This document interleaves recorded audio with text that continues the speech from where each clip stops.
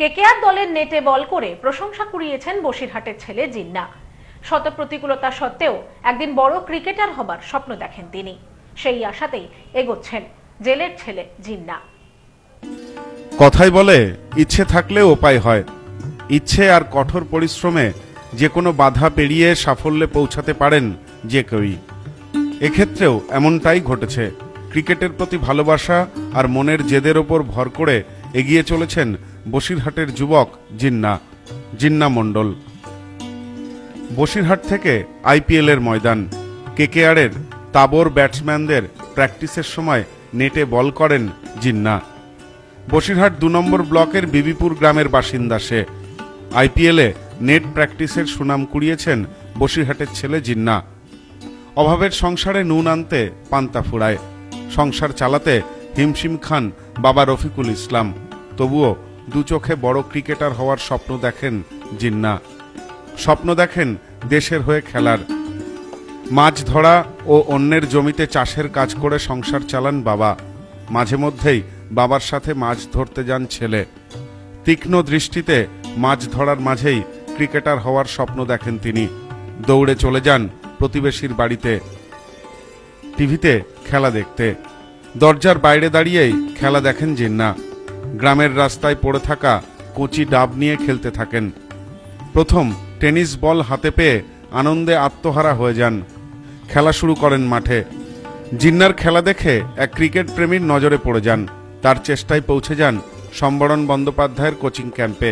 তার খেলা দেখে বিনা পয়সায় কোচিং করাতে রাজি হন কোচেরা। সেক্ষেত্রেও বাধা হয়ে দাঁড়ায় দূরত্ব, বসিরহাট থেকে কলকাতা। তবে সে দূরত্ব অনায়াসেই অতিক্রম করেছেন জিন্না। তিনি জানান, রাত ৩টেই বাড়ি থেকে সাইকেল নিয়ে বেরিয়ে পড়েন। 10 কিলোমিটার দূরে রেল স্টেশন, ফার্স্ট ট্রেন ধরে কলকাতা। পেটে খিদে, তবুও উইকেট লক্ষ্য করে বল করে যান। লক্ষ্য একটাই, বড় ক্রিকেটার হওয়া।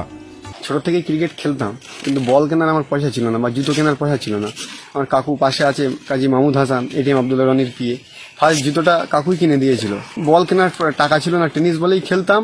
আর টেনিস বলে খেলতে খেলতে নিউ আমাউন্টমেন্টসের সাথে যোগাযোগ হলো, ওরাই আমাকে কলকাতায় নিয়ে গিয়েছিল বা ওখান থেকেই আমি ট্রায়াল দিয়ে আজ আইপিএল এর নেট বোলার বা সিএবি ক্রিকেট লিগে খেলছি, 2nd ডিভিশন বা সেন্ট্রাল ক্যালকাটা স্পোর্টিং ক্লাবে হয়ে খেলেছি 2 বছর। চান্স পাওয়ার পরে ওখানে অনেক বড় বড় যারা কোচ ছিল তাদের কাছ থেকে অনেক কিছু শিখেছি বা দেখেছি ইন্টারন্যাশনাল প্লেয়াররা যেভাবে ক্রিকেটটা খেলে, তাদের পরিকল্পনা যেটা নিউজে আমরা দেখি বা টিভিতে দেখি, অরিজিনাল চোখের সামনে দেখে অনেক কিছুই শিখতে পারলাম বা অনেক কিছুই ভালো লাগলো। 3:30 বা 2:30টার দিকে বেরোই, ফার্স্ট ট্রেন ধরে কলকাতায় যাওয়া হয়। আপনার প্র্যাকটিস শুরু হয় 6টার পরে প্র্যাকটিস শেষ করে আপনার সন্ধ্যা হয়ে যায়, আবার বাড়ি ফিরে আবার যাওয়া। এখন বর্তমানে সেই সমস্যাটা নেই। মাহমুদ ভাই আমার ঘরের ব্যবস্থা করে দিয়েছে, যাবতীয় ব্যবস্থা সব কিছু করে দিয়েছে। এখন কলকাতায় থেকে ক্রিকেটটা খেলতে পারছি বা দীর্ঘদিন 2 বছর যেভাবে কষ্টের সাথে জীবনটা গ্রাম থেকে যাওয়া আবার ফেরা, সেই কষ্টটা অনেকটা এখন চাইছি। দেখেন, ভবিষ্যতে সবাই যেমন আমার পাশে আছে, সবাই ভালোবাসে। চাচ্ছি ভবিষ্যতে যে এখন কেকেআর নেট বল করছি, ভবিষ্যতে যদি কেকেআর শিবিরে যদি চান্স পাই, ওখান থেকে যদি কিছু করা যায় বা ভাবনা অনেক বড় কিছুই আছে। দেখা যাক কতদূর যাওয়া যায়, চেষ্টা করছি হার্ট অ্যান্ড সোল।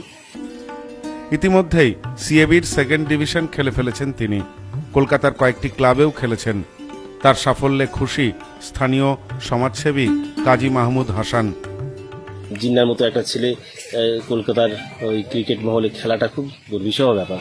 মানে ক্রিকেট বড় লোকদের খেলা সত্যিকারে। একটা গরিব মানুষের ছেলে যার বাবা মাছ চাষ করে বা মাছ ধরে জীবিকা নির্বাহ করে, তো সেটা জিন্নার পক্ষে সম্ভব হয়েছে ওরা একান্ত চেষ্টায়। ওরা একটা প্রচণ্ড চেষ্টা করে, সর্বসময় খুব পরিশ্রম করে, মাঠে পড়ে থাকে। হ্যাঁ, তো আমরা চাইবো যে সর্বসময় যেন জিন্না কেকেআরের হয়ে খেলতে পারে। ও কেকেআরের যে জার্সি